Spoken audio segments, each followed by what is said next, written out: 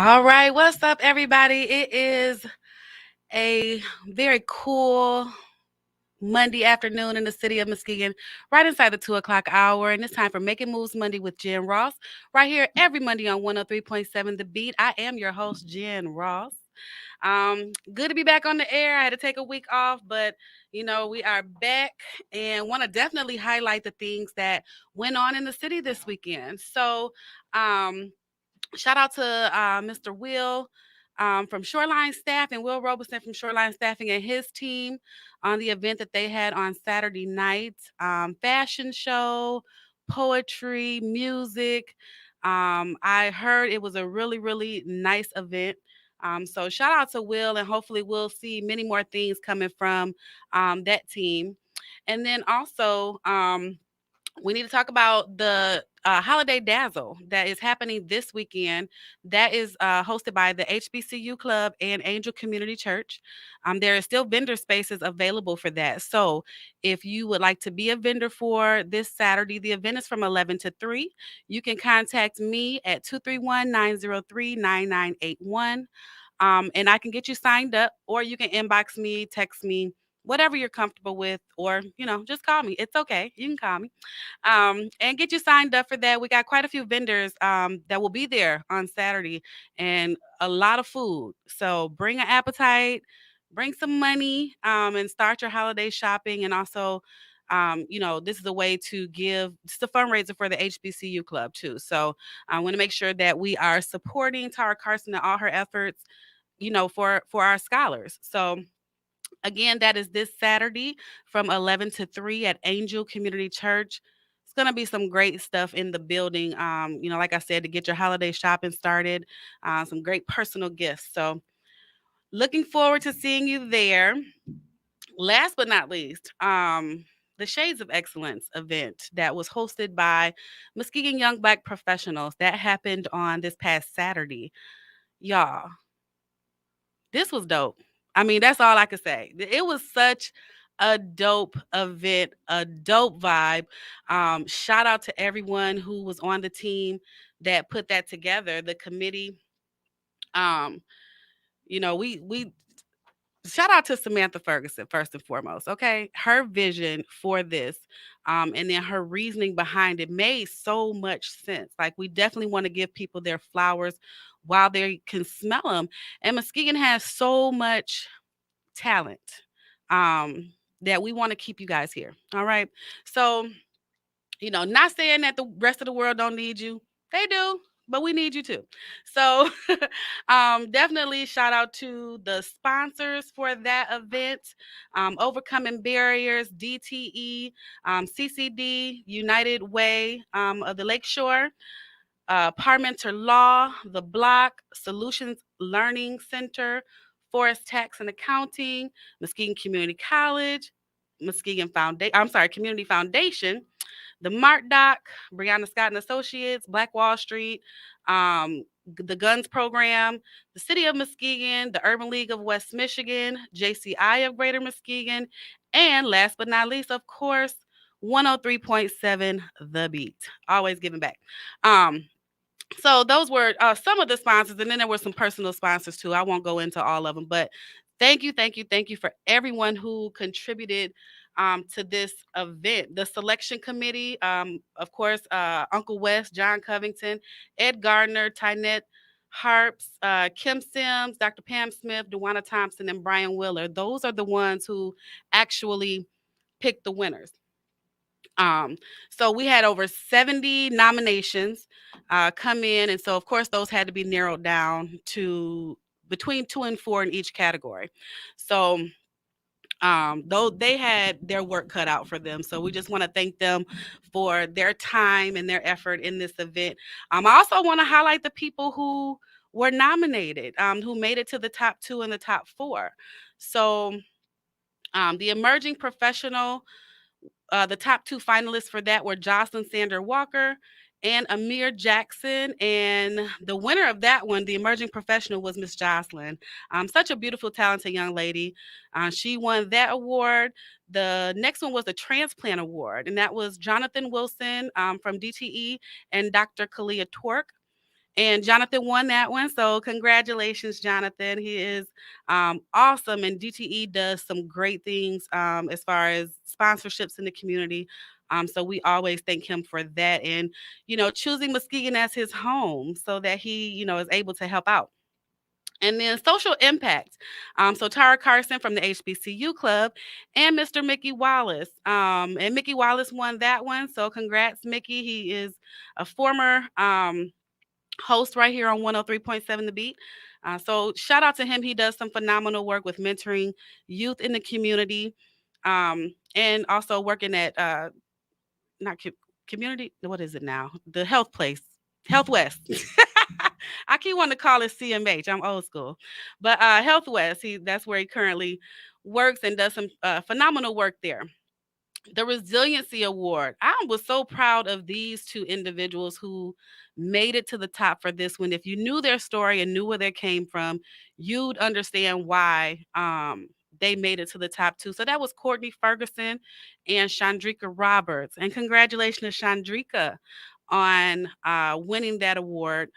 Trailblazer, Miss Jasmine Bennett and Iris Kelly. And I believe Iris won that one. I didn't like circle these. So, but shout out to both of them. Those ladies, young ladies, are phenomenal. Iris grew her business during the pandemic. So, that's tough work right there in and of itself. Um, and then Jasmine, of course, with Classy Crown, she is making wigs for all occasions. Okay. She will get your head together. So definitely want to support, those two ladies and their black owned businesses here in Muskegon. So then we had the Black Magic Award, and the nominees for that one were Ashley Sane, Contessa Hood, Marquise Childers, and Aviance Watts. And that one had two winners, and that was Contessa Hood and Marquise Childers. Um, so congratulations to both of them. Very well deserved for the Black Magic Award for that. Then was next up was the hometown hero award. I'm sorry, homegrown hero, and the nominees for that one were Dr. Alexandra Burrell Cakes. We all know her as Cakes. She's out in California right now, working at a university, and Stephanie Briggs, who also works for MCC. So they both do great works and just bringing up people, getting them in college, getting them situated and doing what they can for them. And the winner of that one was Stephanie Briggs. So congrats, Steph, on that. And then last but not least, the Living Legend Award. This one was tough. The nominees were Brianna Scott and, of course, our very own Paul Allen Billings. And congrats to PA. He won that category and definitely doesn't give Bree any less shine. She is definitely a living legend. Bree is doing some amazing things and has a new development that's going in downtown, and then also, has her own law firm. So, and also is a Michigan State trustee. She ran 2 or 3 years ago and became a Michigan State trustee. Um, so she stays busy. All right. But she does not ever forget to give back. So thank you, Bree, for everything that you do. And congrats on being, nominated and making it to the top two for that. And then of course, congrats, PA. PA is very modest. We all know that. You know, he don't like all the accolades and stuff like that. But we gonna give them to him anyway, okay? Uh, thank you so much, PA, for everything that you do for the community. You know, I mean, just everything, the opportunities that you give people, the sponsorships. I mean, just everything that you do. I could really go on and on about PA, but we ain't got that kind of time today. So again, that was the Shades of Excellence Award. Just look forward to this being um, a yearly event. I was hosted by Darius Mitchell and Kayana Guy. Um, and the committee, I don't want to forget anybody. So I'm not going to name the committee, but just shout out to the board members for MYBP and committee for this occasion. It was certainly a fun night. Um, so if you missed it, the opportunity next year will come up again to either be a sponsor, to nominate people that you want to see recognized in the community. That definitely will be happening again So saith everybody. Okay. Samantha probably don't feel like that. She was tired. Boo was tired. But we had a good time. So getting on with the show, y'all. That wait, do I have anything else? Let me think. Nope, I think we're good. Um, so getting on with the show, I'm excited about my guest for today. I met this young guy a couple weeks ago, and when I first had the conversation with him, in my mind, I was like, "Why haven't I met you before?" But then we got together on yesterday and talked for hours. Hours. He has some wonderful, wonderful visions for the community and for the city of Muskegon. And he is a real estate developer. So I'm going to bring in Craig Person. Hello there. Hi, Craig. How are you? You know what? Listening to that long run up of all those wonderful people, and the energy that you bring is so phenomenal. I'm ready to do even more. So let's go for this. Yes. I love it. I love it. I love it. I love it.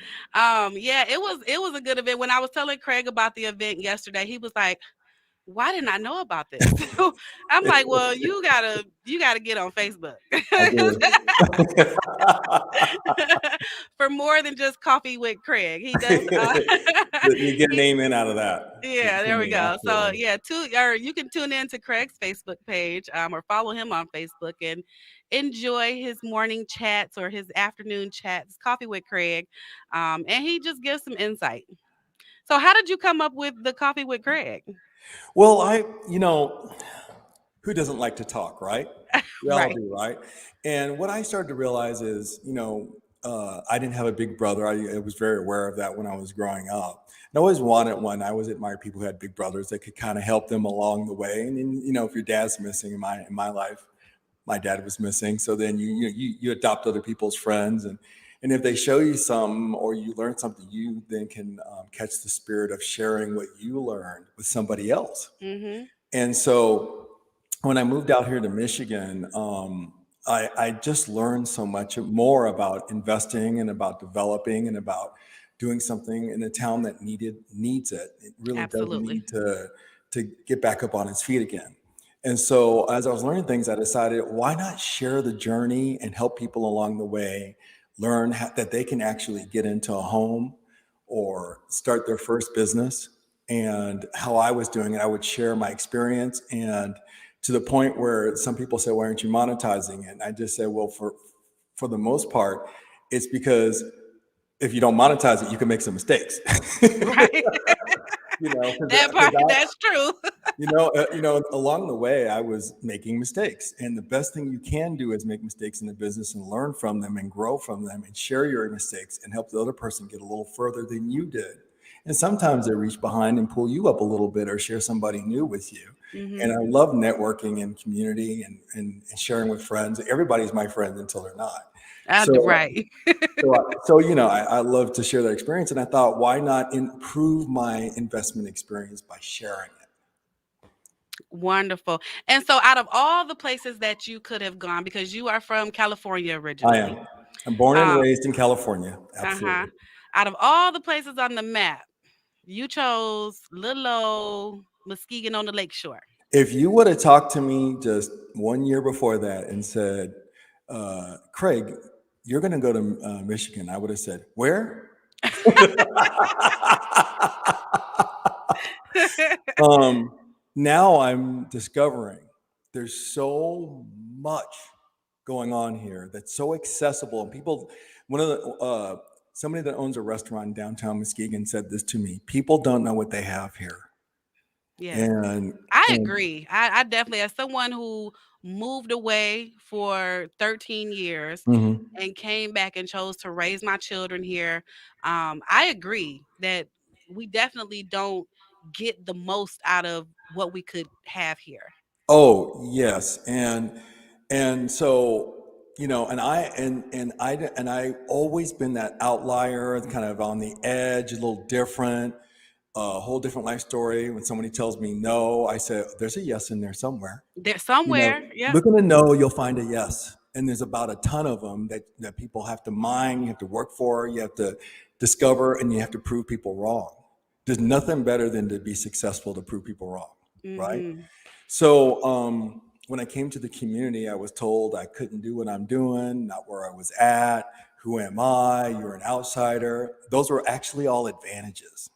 You see, I listen to people, but then I don't walk away and then go, I listen and I say, how do we solve that? How do we Mhm. fix that?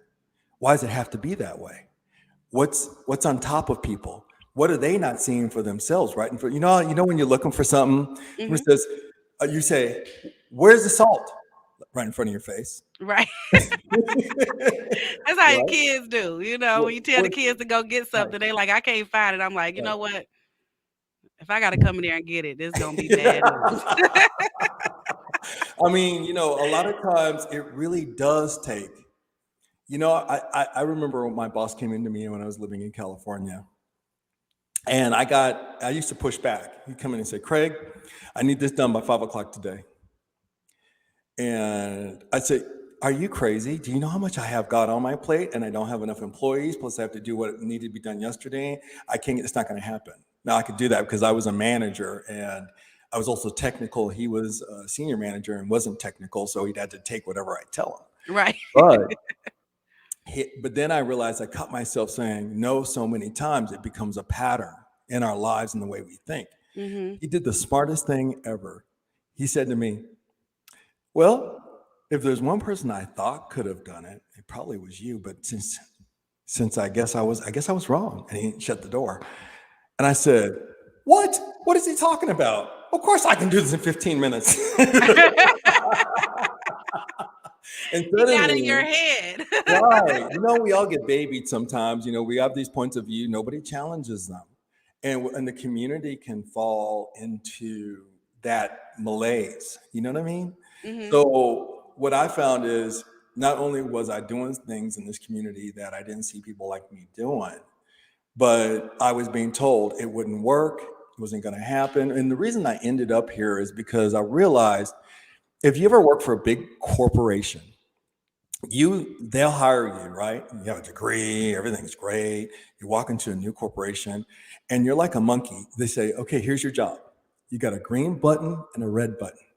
That's your job." You say, "Well, wait a minute. I think there's something over there I could fix. I want to get involved with that." No, no, no. Just push the red button and press the green button. Mhm. Stay in your lane. Do this little thing. You don't get to get involved with all of that. You don't get to own. A lot of people feel like they want to own something in the company. They want to belong to it. They want to feel like they make a difference. No, no, no. We can replace you with another monkey that pushes the red or blue button. And I'm always the guy that says, "But what about?" So I do well in a place that has a lot of needs, that needs a critical thinker, that thinks outside the box, that does things differently. And I finally found a place here in Muskegon that I could just try experiments with things Mhm. and try my ideas out. And if you're in a place like California, everything's all built up. You're Mhm. not going to make that big a difference over Mm. the next guy.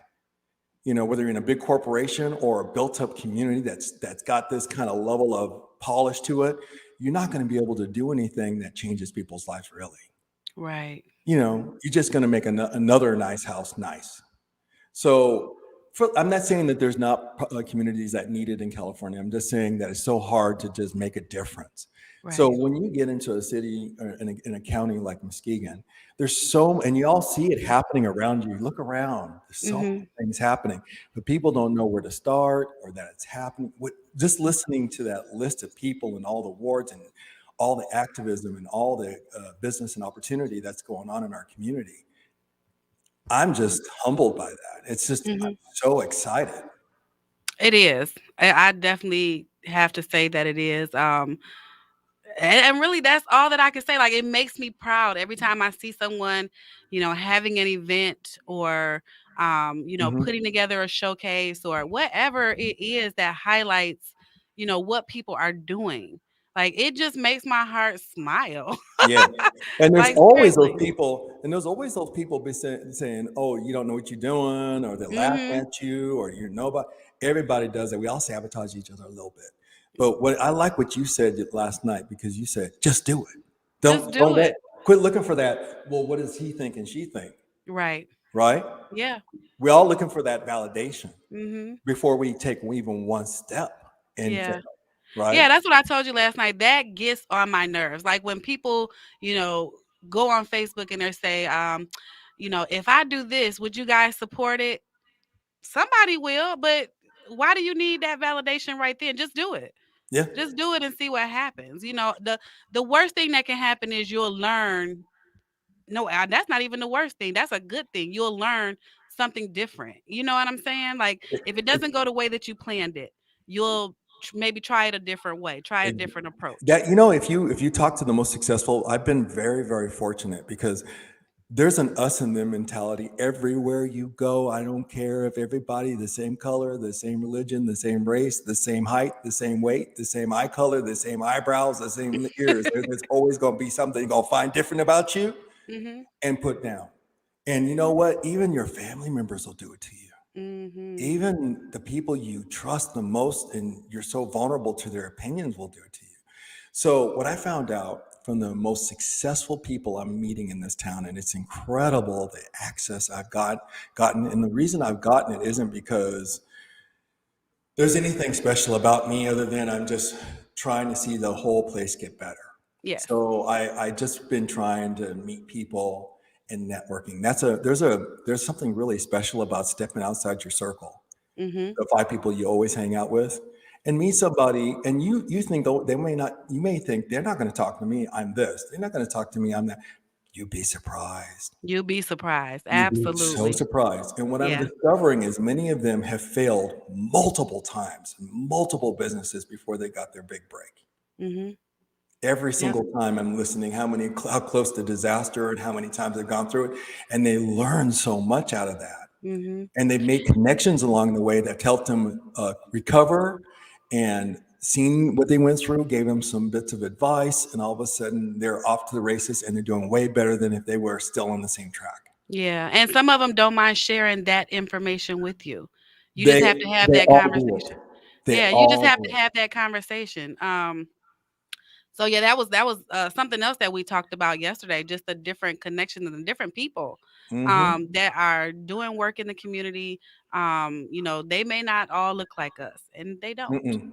But we still have to learn how to build those relationships and bridge those gaps um, for the betterment of our community.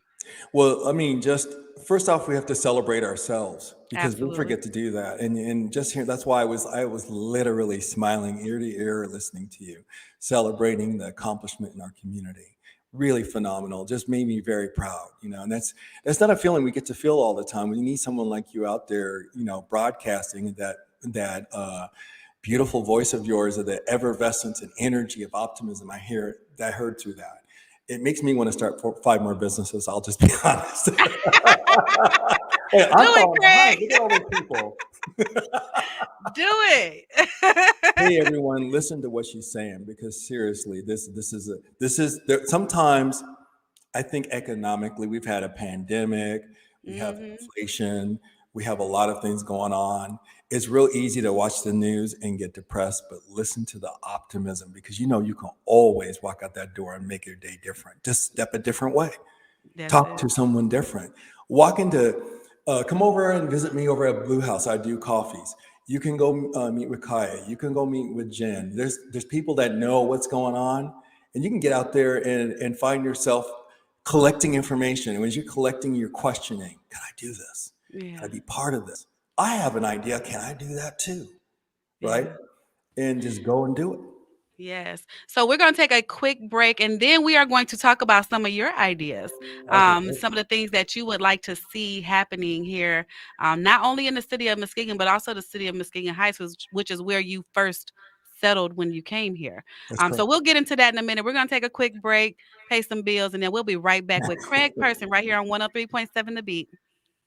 The wait is over. The all-new Umoja Radio Network, home to over 40 black-owned radio stations and podcasts, is here for you. Connect to the world's fastest-growing collection of unapologetically black and proud media, from podcasts to independent black-owned radio stations, and access to the important news and music you need. Umoja Radio is from our culture, by our culture, for our culture. The all-new Umoja Radio Radio is available right now on Google Play and the Apple Store. Join the movement. Be empowered.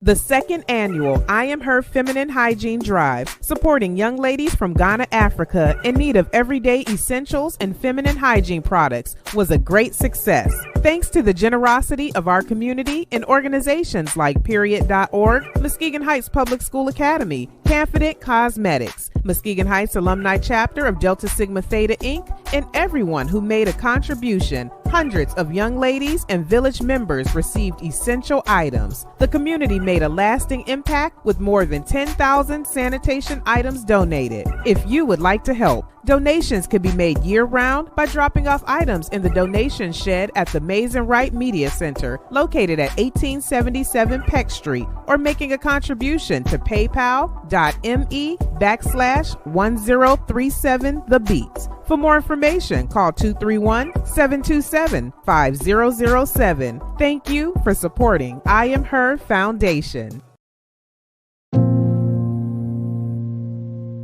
On behalf of everyone in our community and in healthcare, thank you for doing your part. We appreciate your doing your part to keep us all safe. When in public, stay 6 feet away from others. Wash your hands often for at least 20 seconds with soap and water. Wear a mask. Together, we are slowing the spread of this virus. And together, we are saving lives.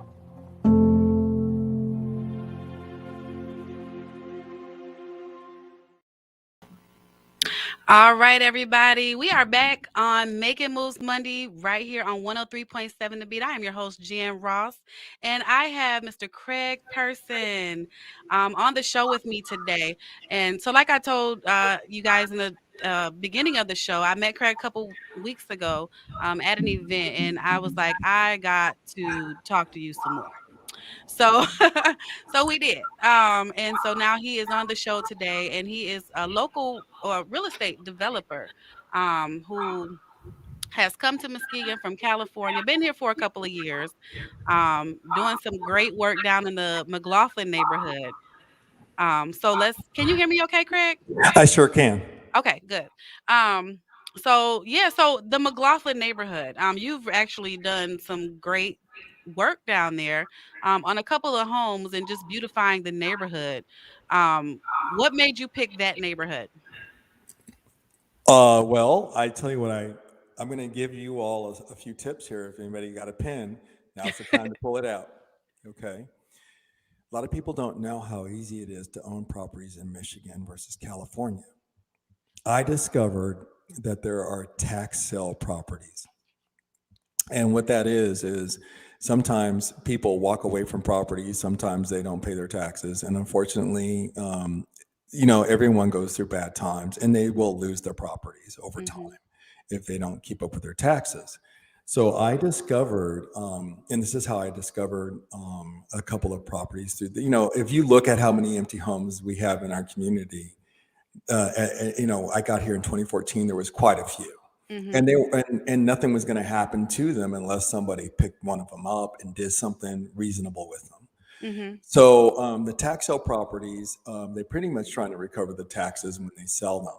You can go to they happen in the area every June of every year. You can go online and find out about all the properties that are available, and whatever properties don't sell in the tax sale used to be available in the land bank program. So you could go down to the county building in Muskegon off of Apple, and the land bank manager can give you a list of all of the properties that didn't sell at auction. When I got here, you could get them as low as $110 a house. Oh, wow. Y'all hear me? Right. And some of the people in the community know about it, that's how I found out about it, because I bought my first house on Sanford in 2014, and I ended up moving out of my house in California, selling it. And I said, I'm all in. I'm just going to come here and learn more about the real estate here, because you can't do this in California. And so I moved into that house instead of renting it out, and I lived in Muskegon Heights during that period. And I just learned more about it, and I went to more auctions. So then I picked up this 4-unit apartment building, 5,000 square feet of living space with 3 bedrooms in each unit. And y'all hold on to your chairs for $5,000.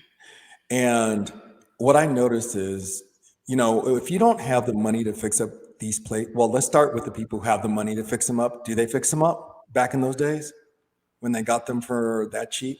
Mm-mm. The answer is no. No. Often they would buy these properties because they got them so cheaply and then just sit around on them, let them fall apart.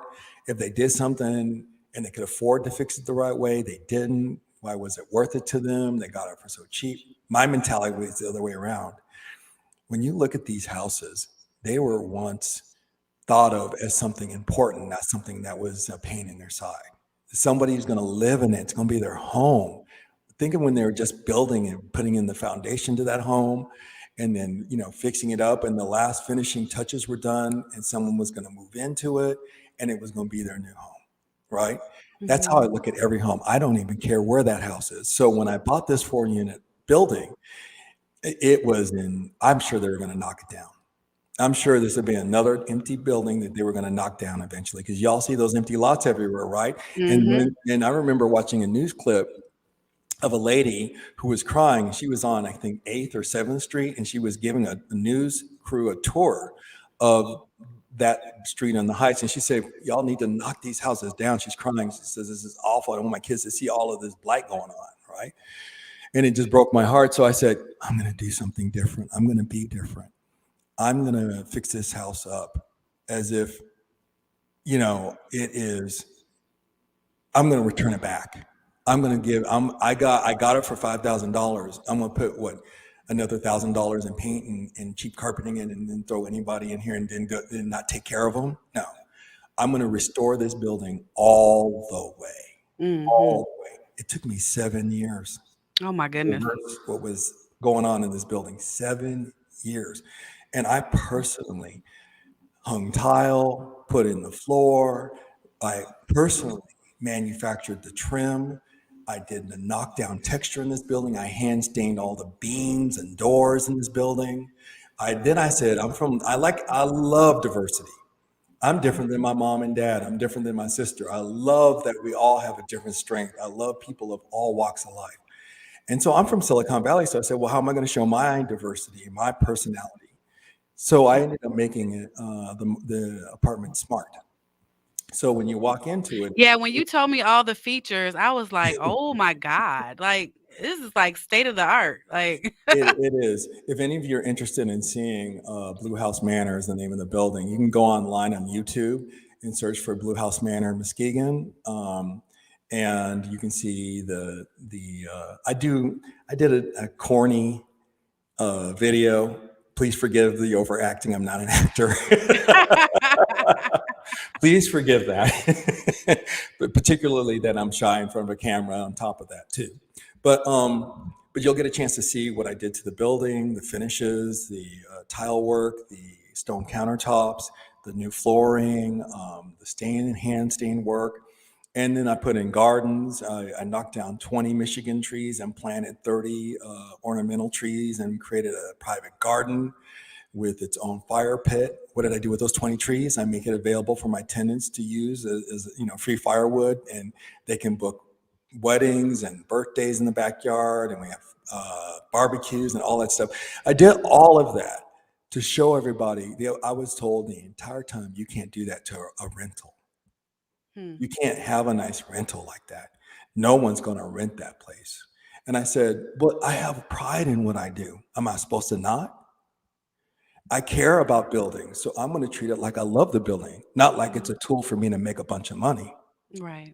right? So I'm not going to squeeze this lemon and rock and do nothing to this building and watch the whole neighborhood fall apart. I'm going to do something where I would live in this building. I would let my own mother live in this building. I'm the landlord that lives 4 doors down from the building, right? So my mentality about the community is to help the community feel like it's been given a second chance by what Mhm. I do in my day, every day, in the work that I do. And I take pride in that. So in order to, and during the process, the people that live in this community remember what this building was like, how Mhm. the landlords treated it, how the tenants treated it, how the Yep. attitude in the neighborhood was about where they live, to see somebody care so much, to clean. I go out there and clean up all the trash on the street on a daily basis because I'm one of those people who care about how the the street looks, how the neighborhood looks for the people who live here. Mhm. So I do all of that work out of love and passion. It's a passion project, which is a lot of people tell you when you start a new business, it should be a passion project.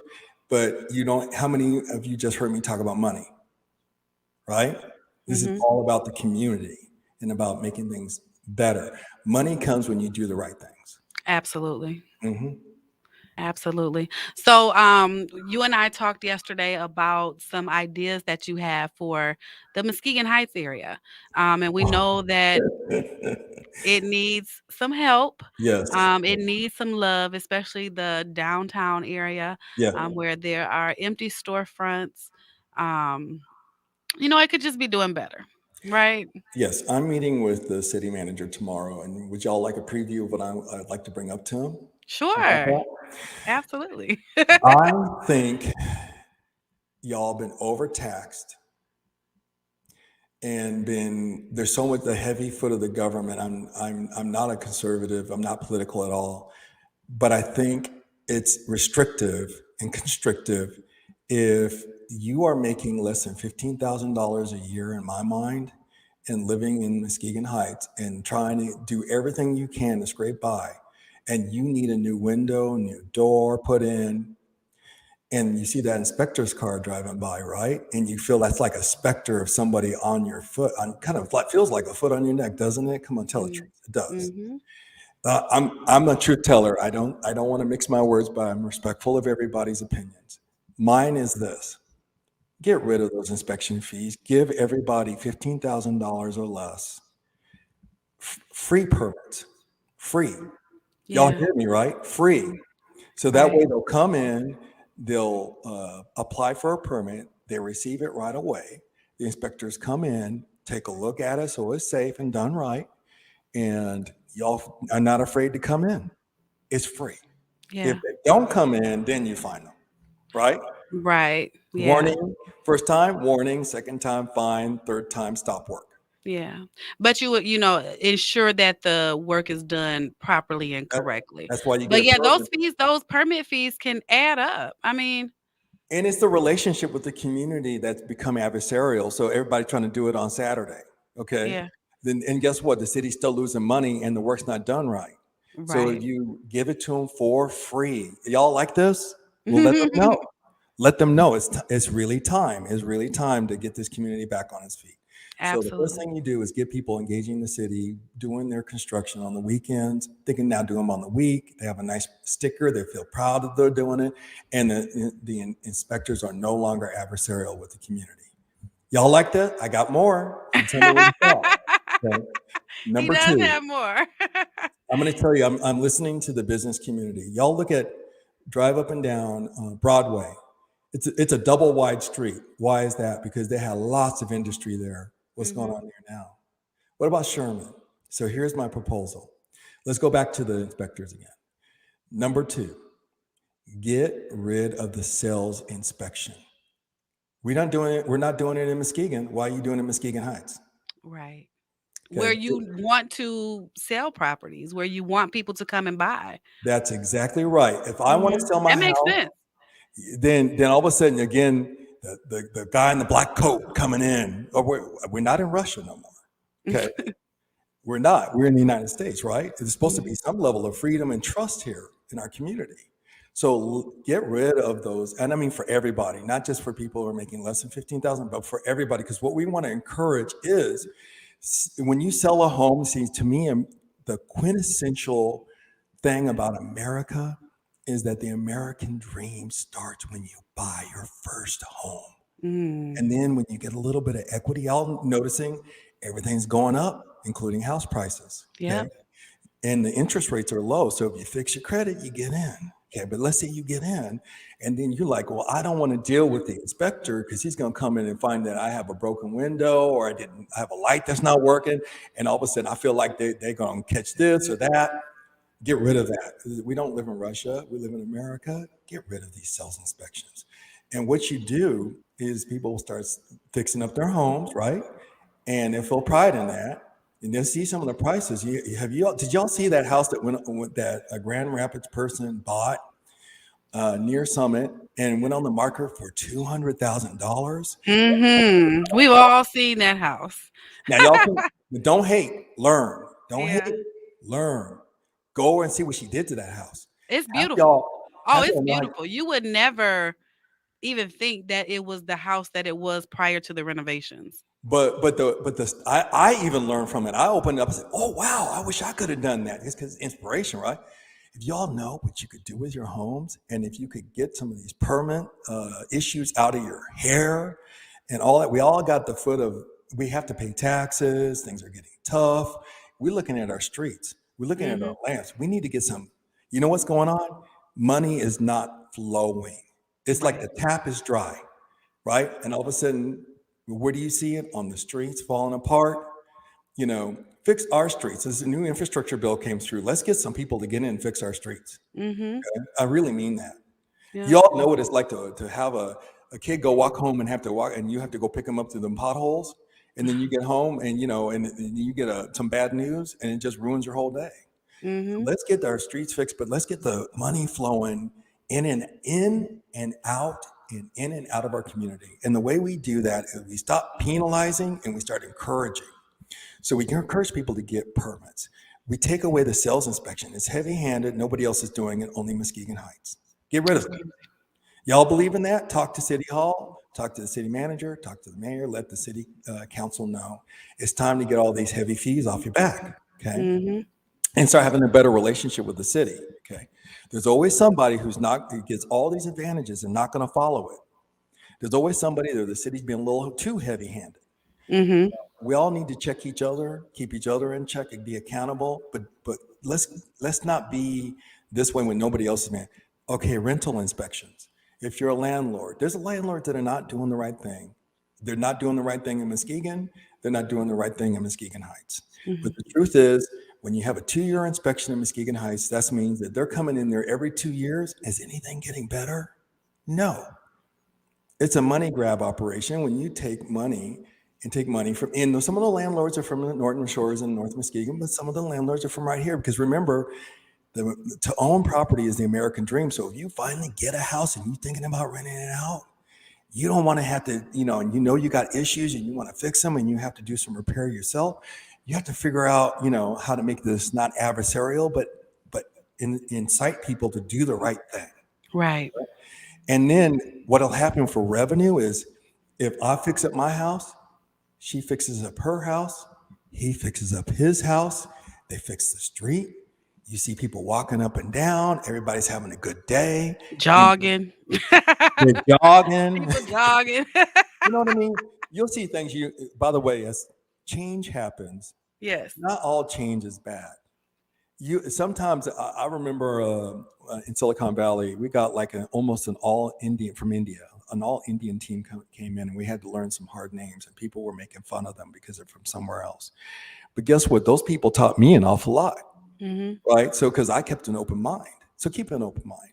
But as we remove all of this, y'all look at what's going on in Muskegon Heights for so long. We haven't seen the water flow in terms of economy. And then if you try to open up a business in the Heights, well, how hard is it? So you got to get all these roadblocks. These are actually stopping our Mhm. progress, right? Jen brought a whole list of entrepreneurs up that are in our communities doing something. But why isn't it all happening right where we need it the most? And it's because there's a lot of things that y'all don't know about that slow things down. I Mhm. want to bring people closer. The knowledge, the energy, the optimism. Bring it closer to me. Let me learn from it. Let me grow from it. Wait a minute. When I went in, they were so helpful. Wait a minute. They told me what I needed to do, and I did it, and it was easy. Oh, Mhm. y'all remember when it was hard? It's not hard anymore. But the folks in City Hall have got to come closer to Muskegon. Then you get over here. Now, have y'all been to Muskegon lately? I know many of you haven't. Get over here. Get down to Western. Just walk up and down the street for a minute. Look at all the new buildings. All that economic energy, the knowledge behind it, the big investors, they are willing to share it. Mhm. They are. No, I know a lot of you think they're not, and we can argue about that, but some of them are. And when you get in there and come back, did y'all know you have an opportunity zone in the Heights? This is where investors can invest without taxation. This is what's happening in Muskegon. We have 3 of those. Mm-hmm. You have one in Muskegon Heights. Yeah, when All you these told me about that yesterday, I was like, "Oh my God, I did not know." Okay, listen to this. There's 3 of them in Muskegon, the city of Muskegon. When you see there's the Leonard building, that's a 9-story building with penthouses on the top floor, heating and parking in the basement, and a rooftop deck that you can see the lake from. And it's a $9 million building. Everything I'm saying is public. It's owned by Corey Leonard. And the reason that he didn't put that in North Muskegon, the reason he didn't put it in Grand Haven or Norton Shores is because it's in the opportunity zone. And the opportunity zone lets you build those buildings with less taxes. You're not going to get investors to come in a community that's suffering unless you give them some incentives. Some I'm sorry, incentives, that's yeah. the way the world works, right? Yep. And once they do that, the second step is to grab some of that energy into the community and the neighboring properties.